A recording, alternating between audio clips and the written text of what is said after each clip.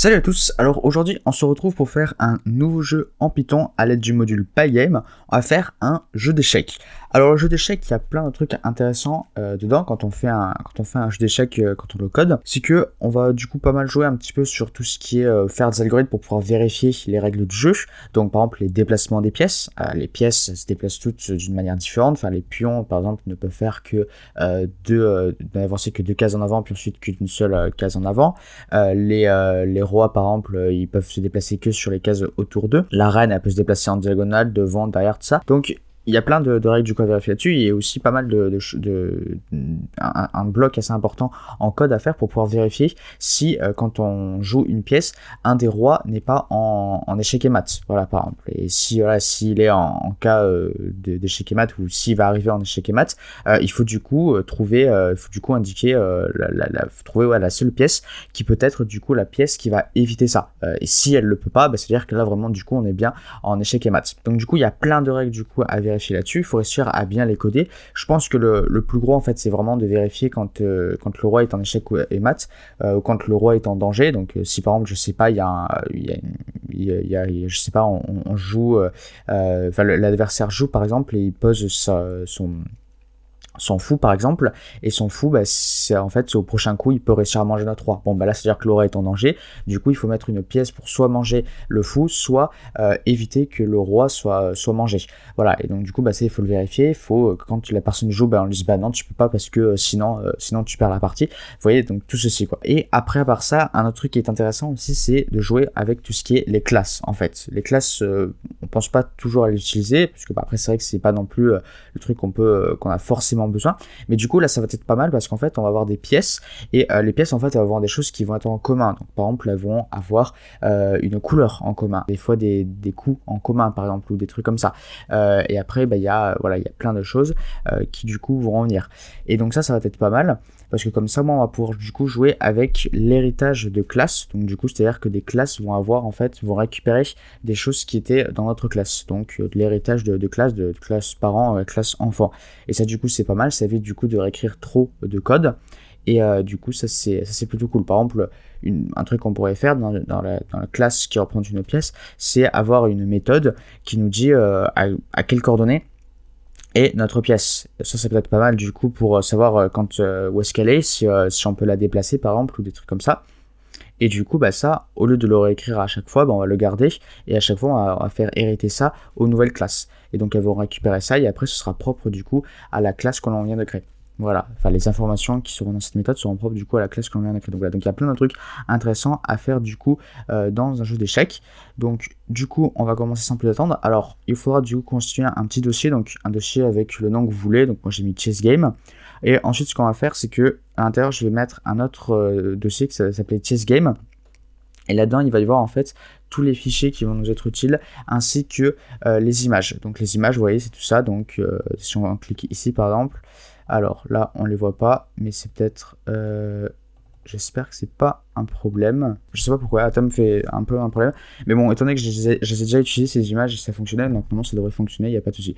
Voilà. Et ensuite, en dehors de ce dossier, donc quand on regarde, donc là on a le dossier, puis ensuite à côté on a le fichier main. Donc c'est là en fait où on va lancer en fait ce fichier et tout va prendre vie quoi. Mais le truc c'est que pour éviter d'avoir tout dans le même fichier, où ça fera un truc beaucoup trop bordélique en fait, on va du coup séparer en plusieurs fichiers. Et ces fichiers on va les mettre à l'intérieur d'ici, dans ce dossier. Et ensuite ce dossier, on va faire en sorte que on le crée comme un module, en quelque sorte, comme vous faites quand on fait import pygame ou import random ou des trucs comme ça. Comme ça, moi, du coup, en le créant comme un module, on va pouvoir du coup récupérer des choses qui sont à l'intérieur. Donc, par exemple, on a plein de fichiers. On va par exemple avoir, je sais pas, un fichier pour une certaine fonction, mais du coup, on va pouvoir importer cette fonction. Voilà. Alors pour faire ça, ce qu'il va falloir créer du coup un nouveau fichier, et ce fichier on va l'appeler que je réfléchisse, c'est underscore init underscore .py. Voilà, donc ça c'est pour initialiser, et je me suis trompé, je voulais le mettre là. Est-ce qu'il est bien là? Ouais, c'est bon, il est bien là. Donc ça c'est du coup pour pouvoir initialiser notre dossier comme un package. Voilà. Donc ça c'est important, donc il n'y a pas besoin d'écrire quelque chose dedans. On peut le faire mais on n'est pas obligé. Voilà, c'est juste ce qu'il y a à retenir. Ok, donc ensuite ce que l'on va faire c'est qu'on va créer du coup tout de suite un autre fichier On va commencer là-dessus. On va faire new file et on va mettre constants.py.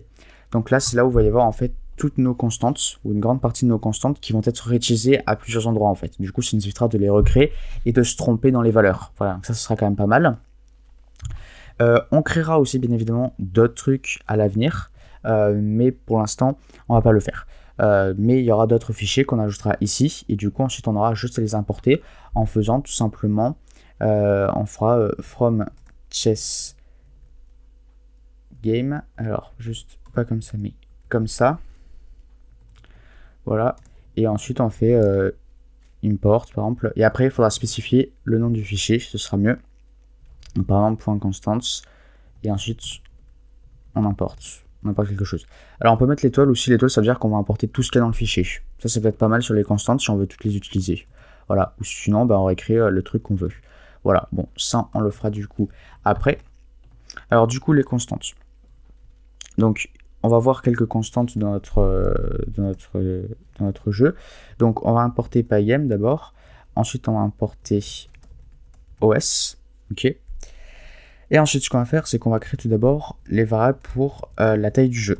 Bon, le jeu d'échecs, c'est un carré. Hein, donc il y a 8 lignes par 8 lignes. 8 lignes et 8 colonnes.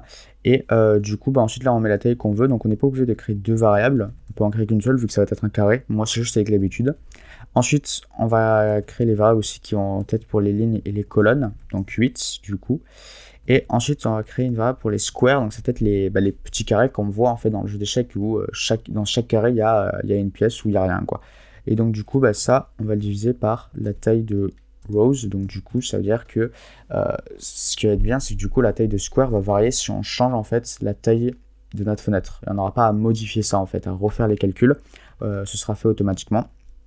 Et donc du coup au moins on aura du coup 8 carrés de taille égale. Voilà. Donc ensuite si on fait, il n'y en a pas un qui va dépasser, ça va parfaitement bien rentrer.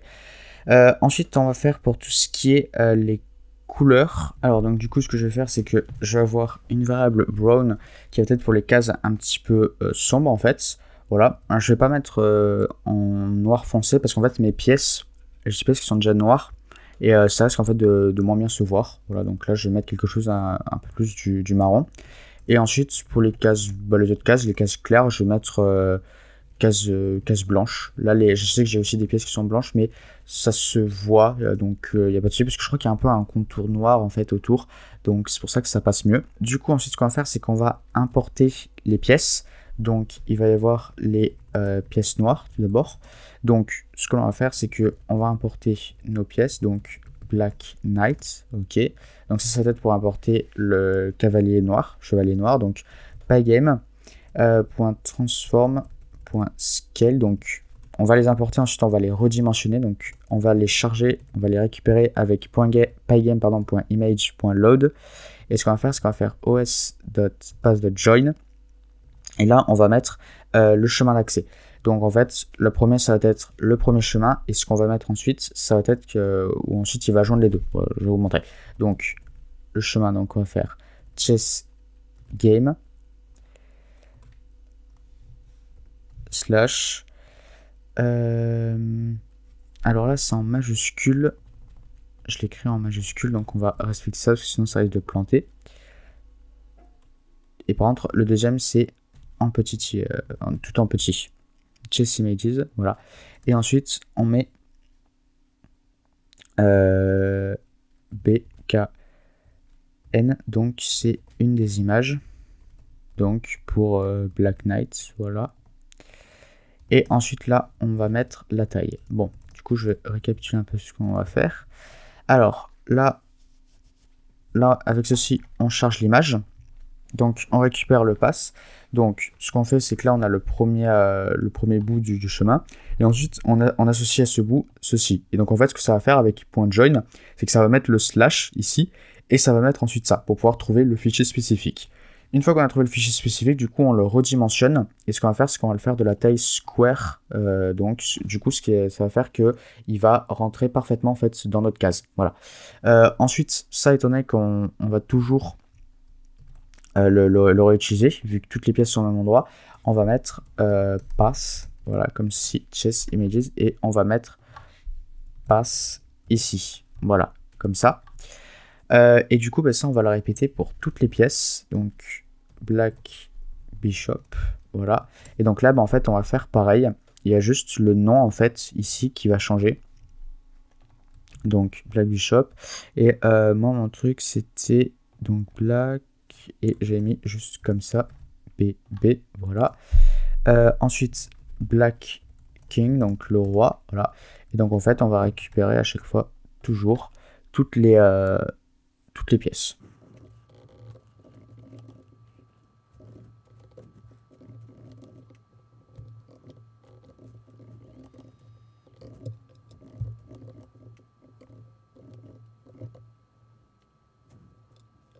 Alors oui, aussi, pourquoi on part de chess game et pas de chess image directement, c'est simplement parce qu'en fait, ça, quand ça va être lu dans main.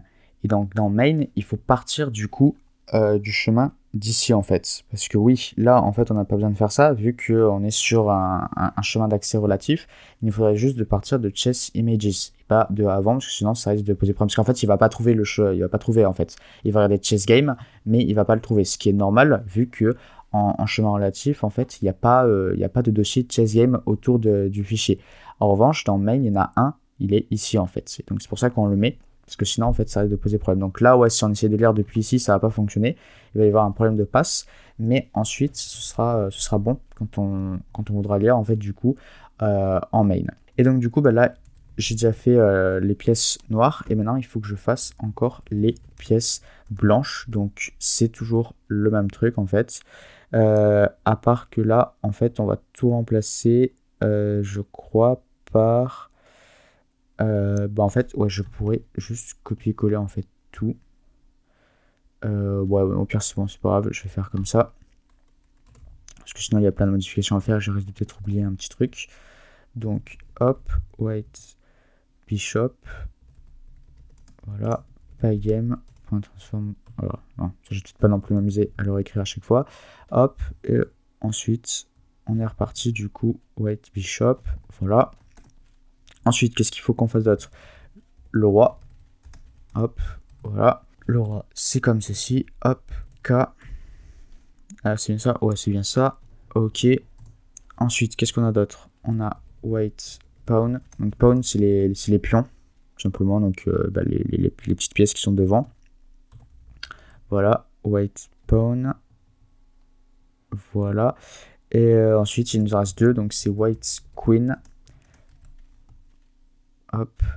Voilà. Et white queen, c'est comme ça. Et rook. Rook, c'est les fous. Attendez. Non, c'est les tours. C'est bishop, les fous. Voilà. Donc, rook, c'est les tours. Hop là, pygame, point, voilà. Et ensuite, hop, rook. Voilà. Donc, on a du coup toutes nos pièces. Donc, knight, bishop, king, pawn, queen and rook. Donc, ça, c'est bon. Ensuite, du coup, on avait à chaque fois avec un pass d'accès ici, et on joignait du coup pour pouvoir créer le chemin bien spécifique pour chaque pièce. Voilà, donc ça c'est bon. Donc là, pour tout ce qui est constante, c'est bon, on a ça. Donc du coup, on va juste tester. Donc ce qu'on va faire, c'est que on va faire from chess game.constant. Donc on va accéder depuis le module chess game au fichier constante. Et on va importer tout en fait. Vous voyez, donc ça veut dire qu'on importe tout ce qu'il y a. Et si on veut importer un truc en particulier, bah, du coup, il faut le marquer. Donc, par exemple, si on veut importer Black Knight, vous voyez, bah, on marque Black Knight. Et hop, on le met ici. Voilà. Je vais importer Pygame aussi pour éviter quoi que ce soit. Voilà. Et qu'est-ce qu'on peut faire? Bah, je pense que déjà, si on teste comme ça, s'il n'y a pas de problème, si on exécute, bah, ça veut dire que ce sera bon. Ok, donc il suffit juste d'exécuter votre truc. Alors, no module name chess game. Ouais, parce que c'est en majuscule. Voilà, ça faut toujours faire attention. Et normalement, ça fonctionne. Voilà, donc je l'ai exécuté de mon côté. Ça a bien fonctionné, donc ça c'est cool. Donc du coup on a ça déjà de fait. Voilà, du coup hop, ça on va l'enlever, je vais emporter tout, comme ça au moins je serai tranquille. Voilà, donc ça c'est fait, donc ça c'est déjà fait. Et bah du coup maintenant ce qu'on va faire, c'est qu'on va s'attaquer du coup à faire les premiers détails en fait de notre fonction, de notre fichier main, pardon, où il va y avoir du coup quelques petits trucs qui vont nous servir après, mais après tout le reste va être fait dans les autres fichiers pour avoir un fichier main en fait du coup qui est assez propre quoi.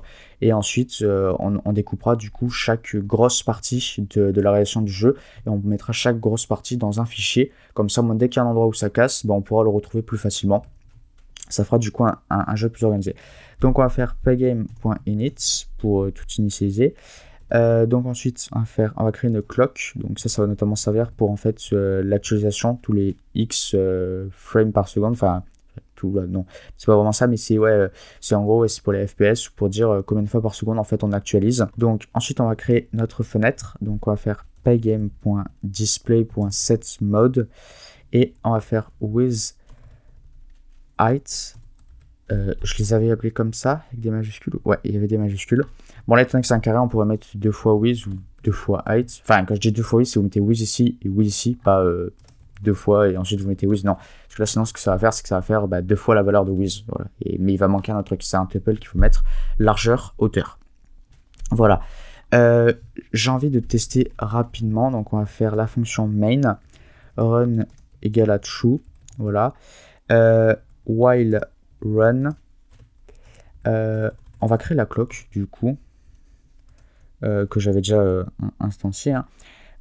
Donc fps 60, voilà, et on va mettre clock.tick fps, voilà, donc combien de fps on va faire par seconde. Après je sais plus ce qui avait été dit exactement sur la doc de Pygame. On va aller regarder ça rapidement. Donc Pygame module for metering time. Ok. Create an object to help track time. Ok, donc c'est ça qu'on veut. Clock.tick. Update the clock. This method should be called once per frame. It will compute how many milliseconds have passed since the previous call.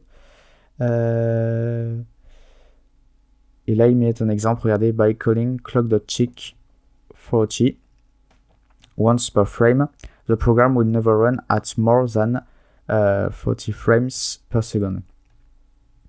Voilà, donc du coup, c'est ce que ça fait.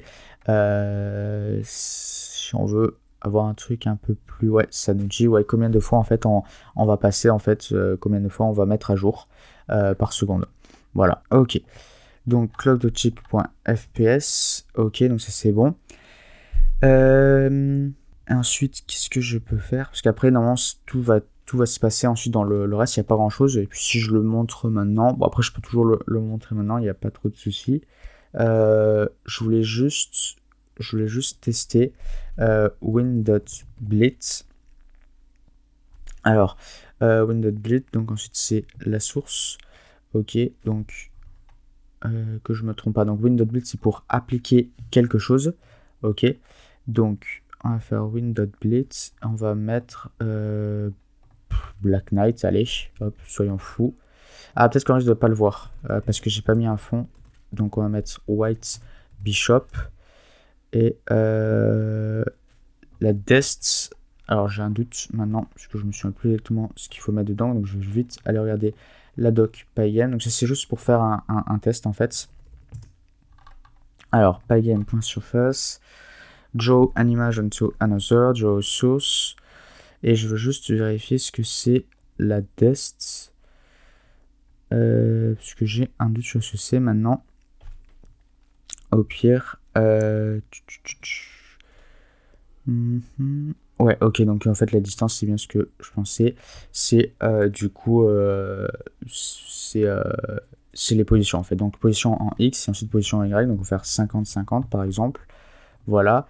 Et ensuite, il va falloir penser aussi à faire un autre truc, c'est que là on est obligé de faire ceci pour pouvoir avoir le jeu qui tourne en permanence, parce que sinon ça va s'ouvrir et se fermer automatiquement. Du coup, on pense du coup à faire quelque chose comme ceci. Et on va mettre ensuite, on va mettre un pygame.display.update pour bien penser à mettre à jour du coup. Et ensuite, ce que l'on va faire, c'est que on va penser à mettre des conditions d'arrêt. Donc, ce que l'on peut faire, c'est que ça, c'est possible, c'est obtenable dans Python, dans Pygame, pardon, donc .game.event.get.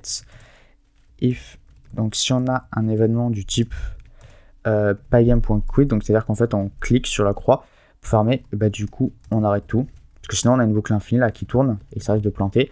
Et ça, voilà, comme j'ai dit, on est obligé pour que le jeu puisse tourner en permanence, sinon il va juste s'ouvrir et se fermer. Voilà. Main, ok. Ah oui, bah, j'ai oublié d'appeler la fonction. Donc ça, il faut toujours penser le faire. C'est ce qui arrive des fois d'oublier d'appeler la fonction. Voilà, et donc on a bien le truc. Donc ça, c'est cool. Donc voilà. Donc hop.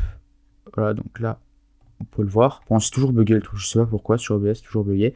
Mais du coup, là. Donc oui, aussi, il faut bien penser que... Ah, puis en plus, vous voyez même pas mon curseur. Ouais, c'est très très bizarre comme ce truc. Donc en gros, faut penser aussi que sur Pygame, comment ça s'appelle, le repère part en haut à gauche, et ce qu'il va faire, c'est que les X vont partir vers la droite, donc normal, j'ai envie de dire, comme on a l'habitude de représenter. En revanche, les Y en général, on les représente en partant vers le haut. Enfin, les valeurs positives, les valeurs augmentent plus on va vers le haut.